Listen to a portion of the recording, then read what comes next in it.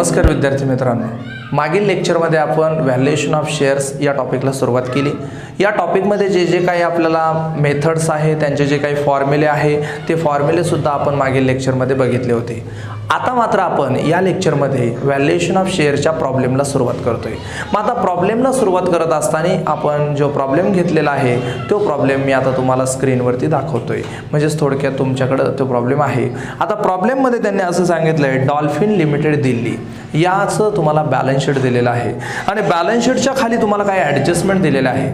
मग आता बॅलन्स शीटचा आणि ॲडजस्टमेंटचा कसा वापर करायचा हे आपण प्रॉब्लेम सोडवताना बघणारच आहे। पण आपल्याला खाली काय सांगितलेलं आहे ते महत्त्वाचं आहे। खाली आपल्याला 3 मेथड सांगितलेले आहे, net asset method, yield base method and fair value method. हे तुम्हाला शेवट फाइंड आउट करायला त्यांनी सांगितलेलं आहे। मग आता पहिल्यांदा आपण घेणार आहे नेट असेट मेथड। मग आता या नेट असेट मेथडमध्ये काय केलं जाणार आहे ते आपण एकदा बघू। मग आता उदाहरणार्थ नेट असेट मेथडने आपण एकदा इंट्रिन्सिक व्हॅल्यू फाइंड आउट करू आणि म्हणून इथं आपण नाव टाकणार आहे नेट असेट मेथड। मग आता नेट असेट मेथड म्हटल्यानंतर यामध्ये तुम्हाला 3 स्टेप येतात। पहिली स्टेप असते तुमची टोटल नेट असेट आणि म्हणून इथं फर्स्ट कॅल्क्युलेशनचं नाव घेतो किंवा स्टेपचं नाव घेतो टोटल नेट असेट। आता याचं सूत्र आहे total asset minus liability, total asset minus liability. मग आता असेटची टोटल घ्यायची आपल्याला, पण आपण कालच बघितलं असेट ह्या ॲडजस्टमेंटमधल्या पहिल्या घ्यायचे। मग आता ॲडजस्टमेंटमधल्या जर असेट घ्यायचे असेल तर ॲडजस्टमेंटमध्ये असेट दिलेले आहे बघा, बिझनेस प्रिमायसेस तुम्हाला दिलेला आहे ते आपण पहिल्यांदा घेणार। बिझनेस प्रिमायसेस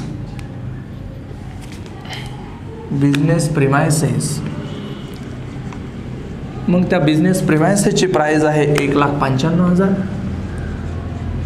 त्याच्यानंतर तुम्हाला दिलेला आहे मशिनरी 1,35,000। त्याच्यानंतर तुम्हाला दिलंय फर्निचर 20,000।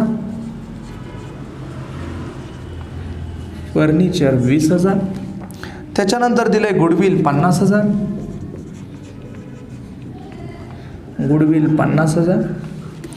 त्याच्यानंतर तुम्हाला दिलंय स्टॉक 1,05,000।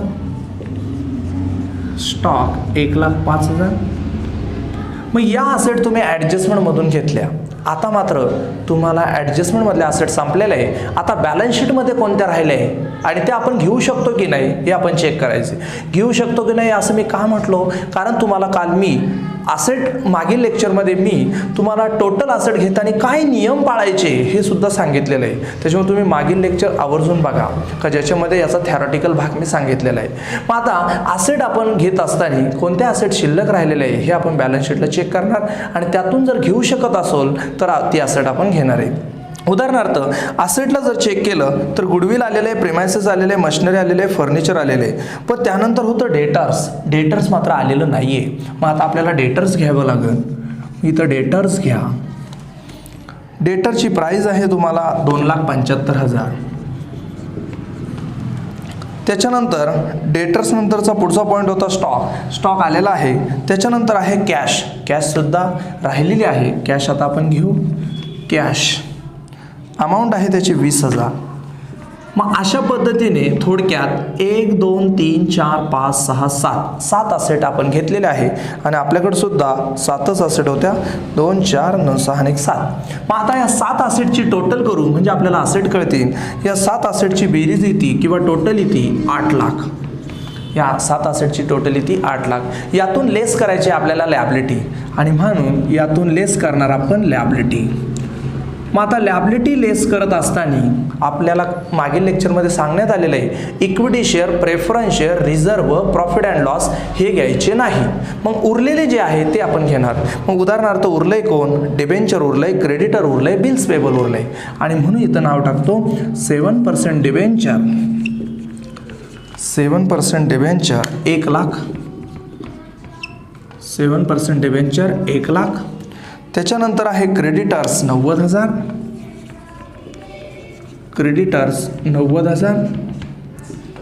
त्याच्यानंतर आहे बिल्स पेबल 50,000, बिल्स पेबल 50,000. मग अशा प्रकारे तुमच्या 3 लॅबिलिटी आहे. ह्या तिन्ही लॅबिलिटी तुम्हाला काय करायचे, लेस करायचे आहे. 8 लाखातून ह्या तिन्ही लॅबिलिटी लेस केल्यानंतर तुमचा आन्सर येईल 5,60,000. तुमचा आन्सर येईल 5,60,000 आणि याला तुम्ही नाव देणार टोटल नेट असेट. याला तुम्ही नाव देणार टोटल नेट असेट. मग आता हे झाल्यानंतर सिंपल कॅल्क्युलेशन आहे, व्यवस्थित समजून घ्या. दुसरं कॅल्क्युलेशन तुम्हाला करायचं आहे फंड अवेलेबलचं, आणि म्हणून इथं तुम्ही नाव टाकणार fund available for equity share holder. Fund available for equity share holder. मग यामध्ये तुमचं सूत्र आहे total net asset minus preference share capital. Preference share capital.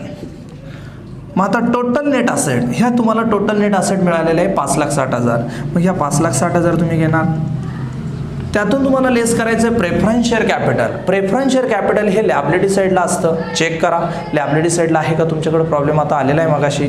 मग लॅबिलिटी साईडला जर तुम्ही चेक केलं तर प्रेफरन्स शेअर कॅपिटल तुम्हाला नाही आहे, आणि त्याच्यामुळं फक्त इक्विटीज कॅपिटल दिलेलं आहे, प्रेफरन्स नाही दिलेलं, म्हणून प्रेफरन्स शेअर कॅपिटल तुमचं 0 असेल आणि मग तुमचा आन्सर येईल 5,60,000. मग आता हे झाल्यानंतर आता या मेथडमधलं तिसरं कॅल्क्युलेशन आहे तुमचं intrinsic value. Intrinsic value of each equity shares. Intrinsic value of each equity shares. मग त्याचं सूत्र आहे fund available for equity share holder.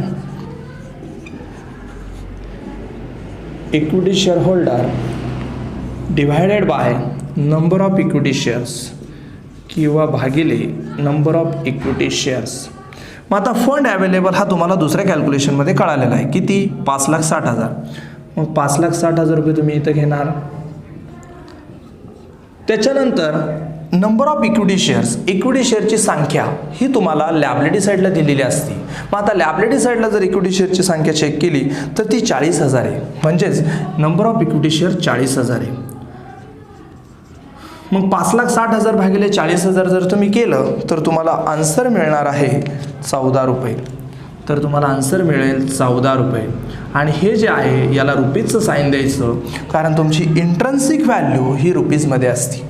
मग अशा प्रकारे विद्यार्थी मित्रांनो व्यवस्थितरित्या तुम्हाला 3 फॉर्म्युल्याने इंट्रन्सिक व्हॅल्यू कळते. आता तुम्ही काढणार यील्ड व्हॅल्यू. म्हणून सेकंड कॅल्क्युलेशन किंवा सेकंड पॉईंट आहे तुमचा मेथडचा यील्ड व्हॅल्यू. आता यील्ड व्हॅल्यूमध्ये तुम्हाला पहिल्यांदा काढावा लागतो ॲव्हरेज प्रॉफिट. पहिल्यांदा काय काढावा लागतो, ॲव्हरेज प्रॉफिट. मग आता ॲव्हरेज प्रॉफिटचं सूत्र आहे टोटल प्रॉफिट. ॲव्हरेज प्रॉफिटचं सूत्र आहे टोटल प्रॉफिट भागिले number of year. Total profit भागिले नंबर ऑफ इयर. मग आता टोटल प्रॉफिट घेत असताना आपल्याला ॲडजस्टमेंटमध्ये दिलेलं आहे प्रॉफिट.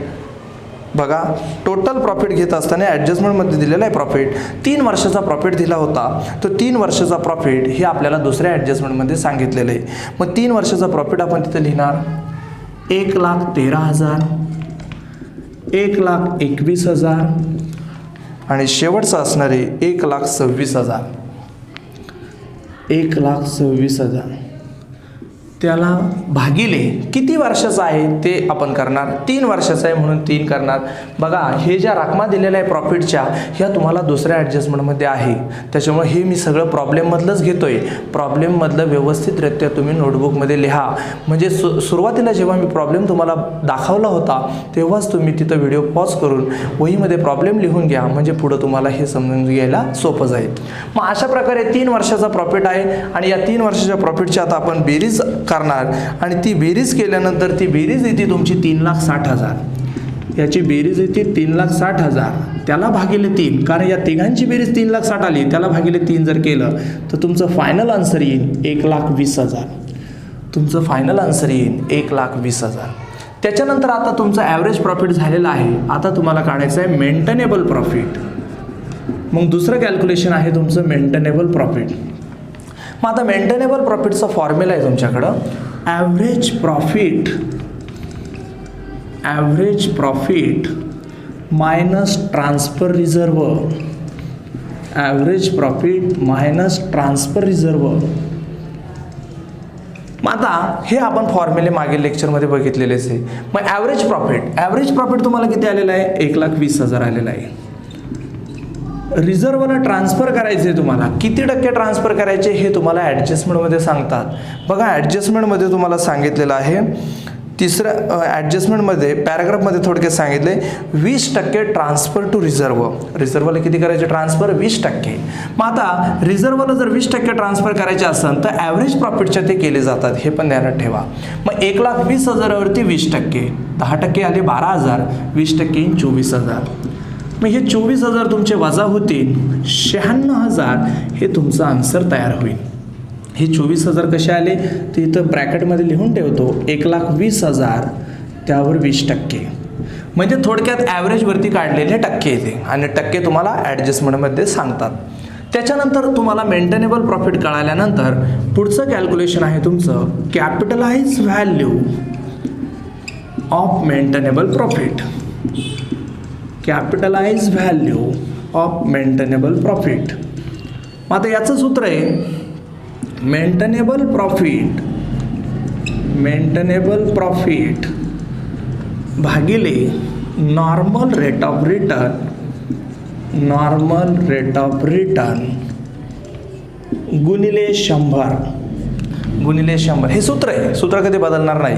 मग आता मेंटेनेबल प्रॉफिट हा तुम्हाला दुसऱ्या कॅल्क्युलेशनमध्ये कळालेला आहे, किती? 96,000. मग 96,000 त्याच्यानंतर आहे तुमचे नॉर्मल रेट ऑफ रिटर्न हा तुम्हाला ॲडजस्टमेंटमध्ये आहे, शेवट दिलेला आहे 20%.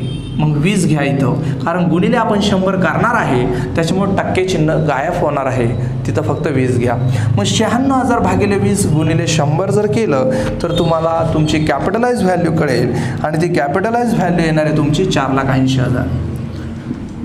मग कॅपिटलाइज व्हॅल्यू तुम्हाला कळाली 4,80,000. कॅल्क्युलेटर अलाउड आहे, कॅल्क्युलेटरवरती व्यवस्थित करायचं. त्याच्यानंतरचं चौथं कॅल्क्युलेशन आहे यील्ड व्हॅल्यू मेथडमधलं शेवटचं कॅल्क्युलेशन, त्याचं नाव आहे value of each equity shares. मग आता त्याचं सूत्र आहे कॅपिटलाइज व्हॅल्यू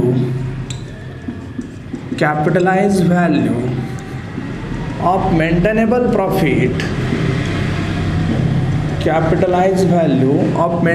प्रॉफिट भागिले नंबर ऑफ इक्विटी शेअर्स हे सूत्र आहे. मग आता कॅपिटलाइज व्हॅल्यू ही 4,80,000. आता यामध्ये एक लक्षात येतं प्रत्येक कॅल्क्युलेशन हे मागच्यावरती अवलंबून आहे. मग आता 4,80,000 हे मागच्या कॅल्क्युलेशनमध्ये मिळालेलं आन्सर आहे, त्याला भागिले काय करायचं आहे नंबर ऑफ इक्विटी शेअर्स. मग इक्विटी शेअरची संख्या म्हणजेच उदाहरणार्थ जी आपल्याला लॅबिलिटी साईडला दिलेली आहे इक्विटी शेअर्स, आपल्याला लॅबिलिटी साईडला वाक्य आहे 40,000 इक्विटी शेअर्स, म्हणजेच इक्विटी शेअरची संख्या 40,000 आहे. मग 4,80,000 भागिले 40,000 आपण करणार आणि 4,80,000 भागिले 40,000 जर केलं तर तुमचं उत्तर येणार आहे 12. मग अशा प्रकारे थोडक्यात तुम्ही काय केलं, व्हॅल्यू फाइंड आउट केली आणि ती व्हॅल्यू आली तुमची 12. पण ही कशाची व्हॅल्यू होती? यील्ड मेथडची व्हॅल्यू होती. मग आता यील्ड व्हॅल्यू तुमची 12 आली, इंट्रिन्सिक व्हॅल्यू तुमची 14 आली आणि आता यातून तुम्हाला शेवटची मेथड सुद्धा त्याने विचारलेली फेअर व्हॅल्यू. अतिशय सोपी आहे. फेअर व्हॅल्यू म्हणजे थोडक्यात काय करायचं आहे तुम्हाला, काय करायचं आहे, जे दोघांचं व्हॅल्यू आहे त्याच्यातून तुम्हाला ॲव्हरेज काढायचं आहे. आणि म्हणून थोडक्यात मी इथेच घेतो फेअर व्हॅल्यू. मग आता फेअर व्हॅल्यू घेत असताना आपल्याला सूत्र आहे इंट्रिन्सिक